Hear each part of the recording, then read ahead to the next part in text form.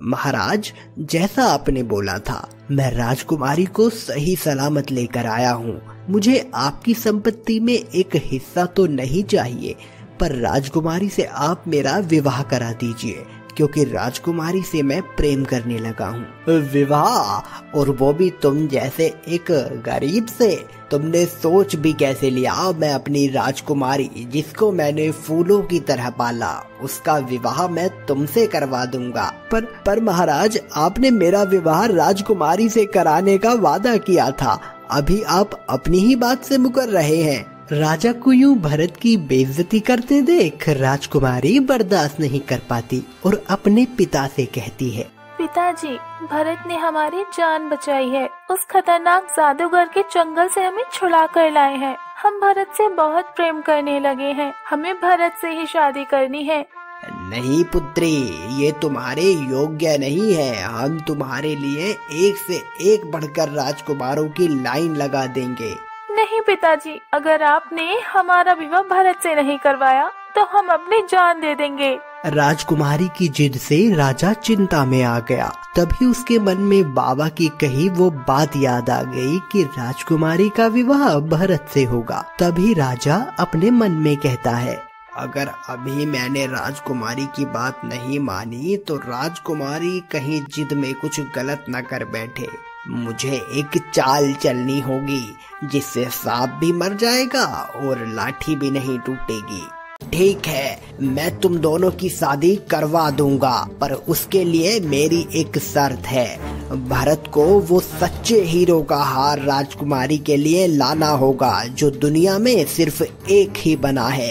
ये तो वही हार है ना पिताजी, जिसे हम बचपन से पहनना चाहते थे, पर ये तो बहुत ही खतरे से भरी शर्त है। नहीं, हम भरत को वो हार लेने नहीं भेज सकते। इससे भरत की जान खतरे में पड़ जाएगी। सोच लो राजकुमारी, अगर भरत को तुमसे शादी करनी है तो उसे वो हार लाकर साबित करना होगा कि वो तुम्हारे योग्य है भी कि नहीं। अगर वो ऐसा नहीं कर पाया तो तुम्हारी शादी किसी राजकुमार से करवा दूंगा। राजा की बात सुनकर राजकुमारी चुप हो जाती है और भरत राजा की शर्त मानने को तैयार हो जाता है। उस हार के बारे में भरत ने भी सुन रखा था। तभी भरत सुक्की बाबा के पास जाता है और उनसे कहता है, मुझे आपकी मदद चाहिए बाबा।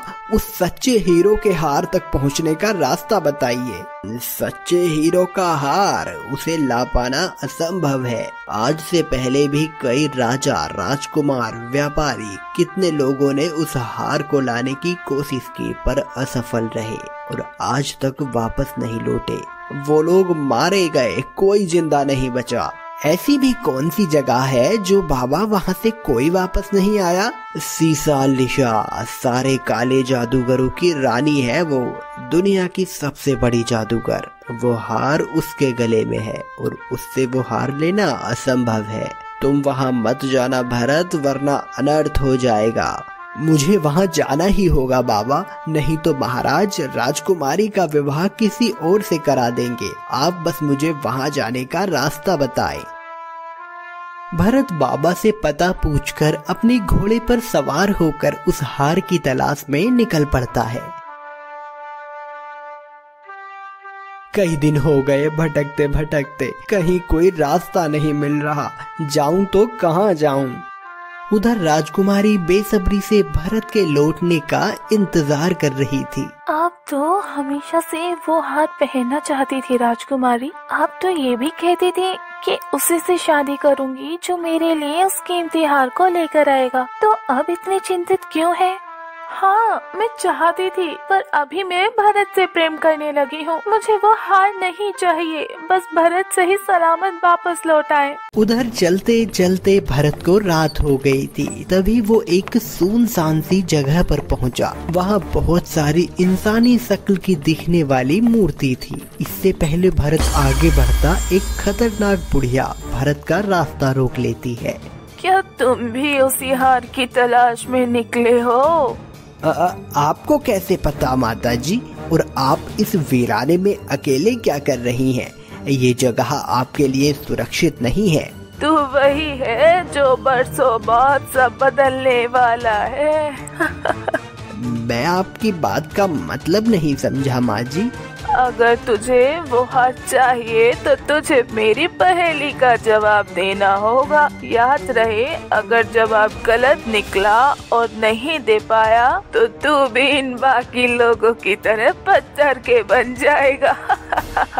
बुढ़िया की बात सुनकर भरत घबरा जाता है। इसका मतलब ये सब पत्थर की मूरत नहीं बल्कि इंसान हैं जो पत्थर बन चुके हैं। क्या इन्हें सही करने का कोई तरीका नहीं है? तरीका है। अगर तू उस हार को हासिल करने में कामयाब हो गया और शीशा लीजा की दुनिया से सही सलामत वापस निकल आया तो ये सब लोग फिर से इंसान बन जाएंगे। भूलना मत, ये सब वही लोग हैं जो इस हार की तलाश में आए थे। ठीक है, मैं इनको ठीक करने की कोशिश जरूर करूँगा। आप पहेली पूछिए।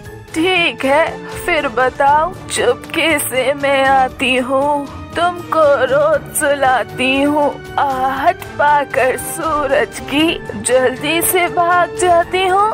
इसका जवाब तो बहुत ही आसान है। रात। रात ही तो है। मैंने कहा था ना, सब बदलने वाला है। अचानक से वो बुढ़िया गायब हो जाती है और वहाँ भरत को एक दरवाजा नजर आता है।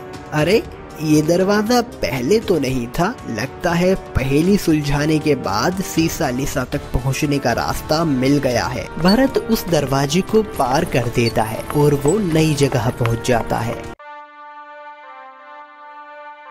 बहुत भूख भी लग रही है, खाने को भी कुछ नहीं है। अभी मंजिल भी दूर है और सिर्फ ये 2 घूंट पानी ही बचा है। इसे ही पी लेता हूँ, कुछ तो चलने की ताकत आएगी ही। ये पानी मुझे दे दो भैया, बहुत प्यास लगी है, कई दिन से भूखा हूँ। अगर मैंने ये पानी इसे दे दिया तो मैं प्यास से मर जाऊंगा। मुझे वो हार भी ढूंढना है। राजकुमारी मेरा इंतजार कर रही होगी और अगर मैंने पी लिया तो ये बच्चा मारा जाएगा। क्या सोच रहे हो भैया, पानी दो ना। ठीक है, ये लो पानी। किसी को प्यासा रखकर मैं पानी कैसे पी सकता हूँ? सब बदलने वाला है। तो इम्तिहान में पास हो गया, सब बदलने वाला है। दूसरे ही पल वो बच्चा भी गायब हो गया, जिससे भरत हैरान हो जाता है। तभी फिर से एक दरवाजा भरत को नजर आता है। भरत उस दरवाजे में जाकर एक अंधेरी जगह में पहुंच जाता है, जहां से कुछ अजीब सी आवाज आ रही थी। लगता है यही सीसा लीशा की दुनिया है, पर यह तो बहुत ही अजीब है। अंदर जाकर देखता हूँ। जैसे ही भरत अंदर गया तभी सीसा लिशा भरत के सामने आकर खड़ी हो गई। वो देखने में बहुत ही खूबसूरत थी। उसके गले में वही हार था जो बहुत चमक रहा था। आप ही सीसा लिशा है ना? आप मुझे ये हार दे दीजिए। ओह, तो तुम ये हार लेने आए हो। वैसे काफी बहादुर हो तुम। बहुत कम लोग थे जो मुझ तक पहुंच पाए। बाकी तो सारे रास्ते में ही मर गए और जो मुझ तक पहुंचे वो बेचारे मेरे हाथों मारे गए। भरत समझ गया था कि सीसा लिशा इतनी आसानी से वो हार नहीं देगी। उसे कुछ तो सोचना पड़ेगा। तभी सीसा लिशा भरत के पास आकर मीठी आवाज में कहती है, वैसे तो आने के बाद मैं एक पल नहीं लगाती किसी की जान लेने में, पर तुम इतने हसीन और अच्छे दिखते हो कि पहली नजर में ही तुमसे प्यार हो गया है। हम तुमसे विवाह करना चाहते हैं। ये तुम क्या कह रही हो? मैं राजकुमारी से प्यार करता हूँ, उसी के लिए ये हार भी लेने आया हूँ। तुम ये हार मुझे दे दो, वो मेरा इंतजार कर रही होगी। तुम्हारी इतनी हिम्मत, तुम मुझसे विवाह करने से इनकार करो। जब तक मुझसे विवाह करने को राजी नहीं हो जाते तब तक तुम यही शीशा लीशा की कैद में रहोगे। सीसा लिशा भरत को अपने पास कैद कर लेती है। ऐसे ही वक्त बीतता गया। न भरत ने सीसा लिशा से विवाह करने को हाँ बोला और न भरत उसकी कैद से आजाद हुआ। उधर राजकुमारी भरत के ना लौटने पर मायूस हो चुकी थी। तभी राजा ने राजकुमारी को बुलाकर कहा, हमने तुम्हारी जिद का मान रखा, पर भरत ने हमारी बताई शर्त पूरी नहीं की, इसलिए अब तुम्हें राजकुमार कौशल से विवाह करना होगा। नहीं पिताजी, भरत जरूर वापस लौटेगा। ये हमारा दिल कहता है, हम किसी और से विवाह नहीं कर सकते। हमने जो तय किया है वही होगा। राजकुमार कौशल से राजकुमारी के विवाह की तैयारियां शुरू की जाएं।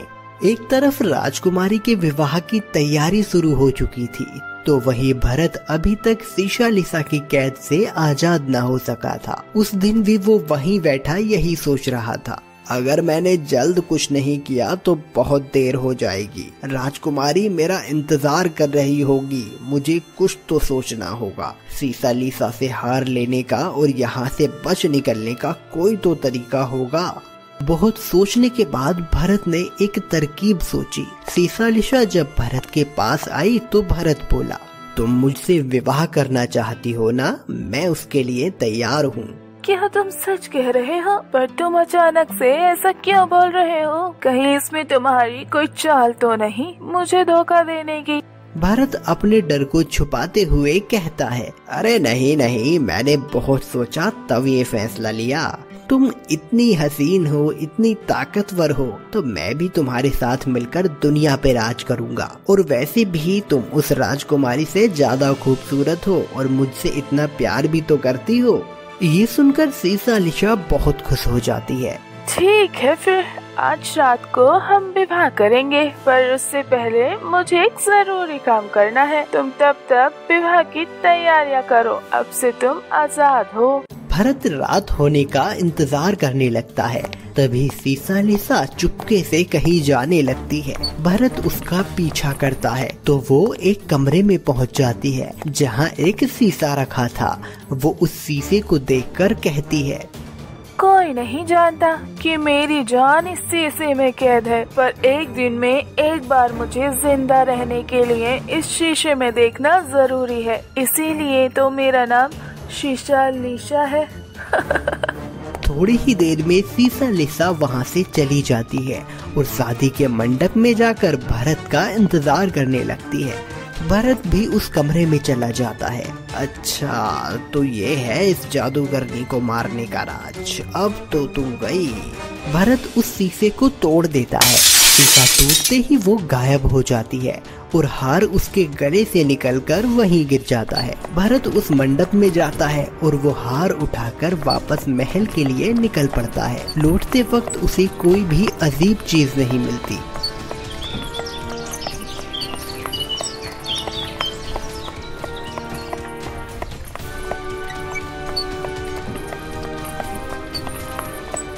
वो सीधा राजमहल जैसे ही पहुंचा तो उसने देखा राजकुमारी और राजकुमार कौशल की शादी होने वाली थी। दोनों मंडप में बैठे थे। भरत को देख राजकुमारी खुश हो जाती है।